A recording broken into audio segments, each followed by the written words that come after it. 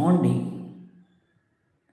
ఒక అద్భుతమైన బాంధవ్యాన్ని గురించి మనం చూడొచ్చు.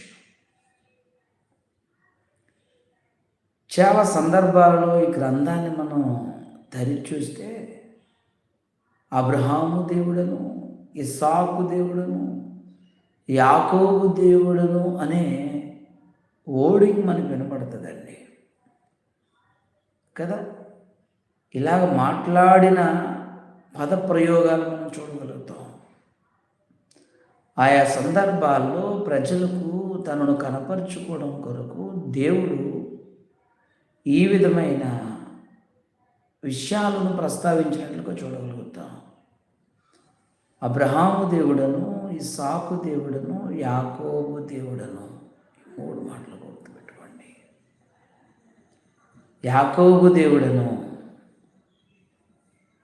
చూసారా, అంటే అబ్రహాముతో కానీ ఇస్సాకు